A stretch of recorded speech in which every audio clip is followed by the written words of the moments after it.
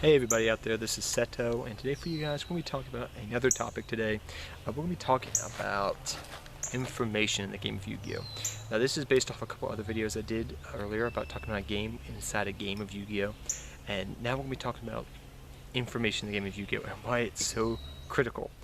Information is just flat out, I guess you could say, the more information you know about your opponent, about the game in general, card rulings it may be, play styles, how your opponent plays, the more information you know, the more likely you are to succeed. Now granted, there are such things as having a bad hand, opening up, your opponent has the out to everything you do, that happens, or you're just not playing the most, I guess you could say, you're play testing, maybe you don't have the most optimal build of the deck that you want, and your opponent has a powerful deck that just steamrolls you. Things like that do happen in the game of Yu-Gi-Oh! It happens, it's Yu-Gi-Oh! It's life. So things like that do happen, but on a good day, I guess you could say, information, and when you're playing in a tournament setting, information is very crucial. Okay, straight up crucial. Why is it crucial? Like I said, the more information you know, the better off you are. The better off you are. But for example, if I know what my opponent has in the opening hand, this gives me knowledge, and knowledge is power. That's why many cards that show you what your opponent has in their hand or involve messing with your opponent's hand are currently banned. Good examples of this, like I could say, are pretty much things like Forceful Sentry, Confiscation, Trap Dust Shoot, things of this nature. Cards that really, even Mind Crush for a time, like I've stated before, was a card that was considered almost ban-worthy but was not banned. But it was a card that was being considered ban-worthy because it was such a powerful card at one point in time. Now people just live with it, but still, there was a time, long ago, when the pyramids were still young. If you got that reference from Yu-Gi-Oh! But yes, it's very true, how much information is. You can look at your opponent's deck, you can look at their hand, you can say, you know, that's why it's so important to play other decks besides your own that are current meta decks. You know, because when you Mind Crush them, if you Forceful Sentry them back in the day, you said, okay, I've played this deck before that he's playing. Oh, he's playing this deck. Well, I've played this deck somewhat like his build, but this looks like a good hand, or this looks like a bad hand, so I can play, and this would probably be the play he will make right now, you know, on his next turn, so I'll do this way, freaking my opponent out with maybe too much back row. Freaking him out, you know, taking his powerful card away, making his hand poop. It's no good now. I know this now, so now I can go on the offensive and not have to worry about it. Oh, he's got that one solemn warning, better watch out for that card. You know, basic things like this are so critical in the game of Yu-Gi-Oh! And that's why those cards are no longer really in the game of Yu-Gi-Oh! But just information in general. When you know what your opponent's playing off the bat, that's why, you know, like some people, I've really never done this, but I've known just from like playing at locals enough, I know, oh, he's probably playing that tonight. I saw what he was playing. You know, that's where it's very critical, and I used to do this a lot. I know buddies that used to do this before, you know, when we go to regionals. You walk around the regionals maybe 2 or 3 times, just get an idea of what people were going to be playing at that regionals that day. Was there going to be a bunch of Monarch players? Was there going to be a whole bunch of, you know, Burning Abyss, for example? Or back in the day, like, was it going to be more Six Samurais, or Gravekeepers, or Plants, or Scraps, you know, back in the day, that's when I was playing, you know. Was there a lot of Dino Rabbit players there that day? You know, what was going on that day? Knowing that information, you could build your side deck to say, okay, there's a lot more Gravekeeper players today, so I should play more of these cards. There's a lot more Six Samurai cards, you know, decks. I should play more of these cards. There's a lot more plant decks. I should play some more Macrocosmos or whatever. You know, that was very critical back in the day, and that's something that still works today. Take a little walk around the room a couple times to get a sense of your surroundings.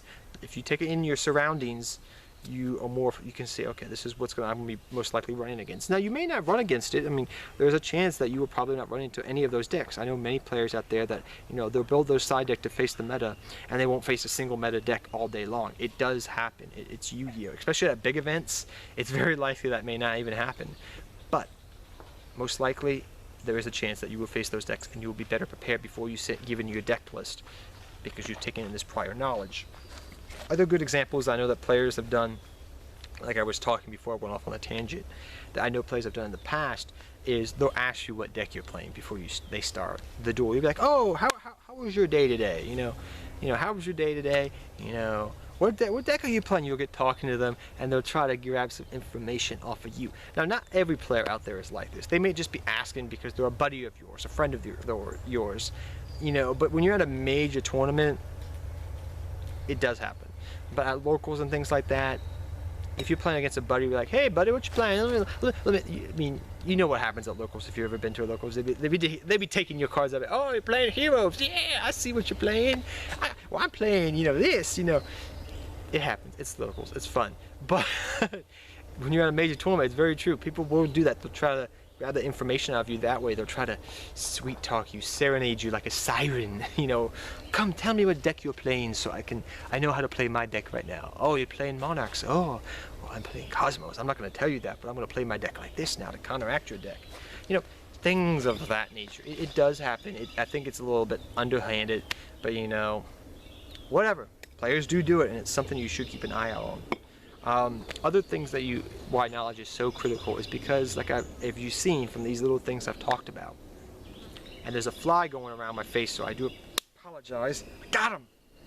Yes! Yes, I got the fly. I killed the fly. Die, fly! Lord of the flies. I died. Wow, that was really off topic. I'm sorry. Back on topic now, today. Really happy today, guys, so don't worry about it. I'm just excited my day's over with that work. But literally, knowledge is so crucial. It's very important, like I've stated here before. In many different facets of the game of Yu-Gi-Oh, it's important. And in life in general, it's very important. The more knowledge you have, that's why people go to college. The more knowledge you have, the better off you are. And the more knowledge you have about decks, the meta, and everything.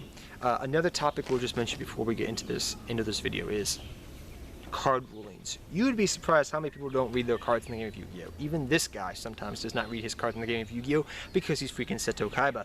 But it's beside the point. When I'm not Seto Kaiba, and then when I'm Kevin Rogers, you know, I have to read my cards because I'm not a boss and I can't summon 3 blue eyes at once. Sadly, my friends will never let me do that. But yes, it's very true. You have to read your cards, guys. You have to know your rulings. You have to know these things.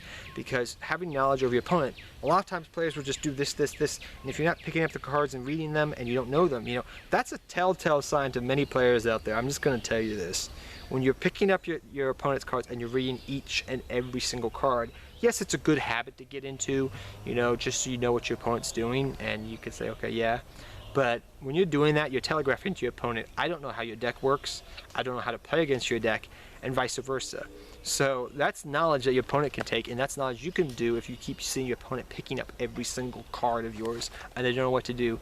You've already maybe even won the game at that point, because now you're like, oh, he doesn't know what the hell I'm playing. He won't know when to activate such and such card. He'll think this is the powerful card when this is the powerful card.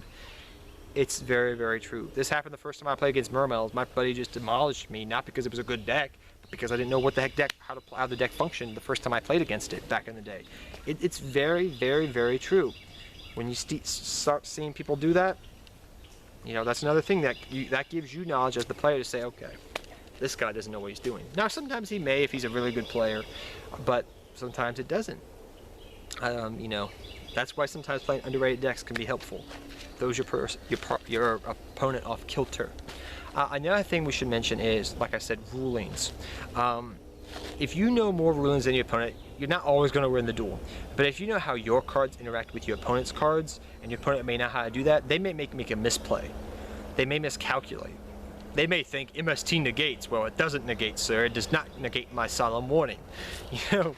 But that's very true. If you know how your cards interact with your opponent's cards, that's a leg up on your opponent right there off the bat. And it's just good Yu-Gi-Oh! You can play from there.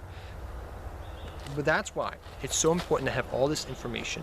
And as we wrap this up into a nice little bow, it's very important to have all this information because it helps you gain that slight advantage over your opponent in the game within the game of Yu-Gi-Oh! I guess you could say. The game within the game. But yes, guys, till next time, tell me what you think, guys, about knowledge, why it's so critical in the game of Yu-Gi-Oh! Tell me if there's something I missed. But I look forward to seeing your comments, guys, in this video. It was very fun to play it, and I do apologize I got sidetracked for a bit, but gotta kill that fly. But till next time, guys, take care. Have fun dueling. Good luck dueling. I'll see you guys next time. Take care, everybody.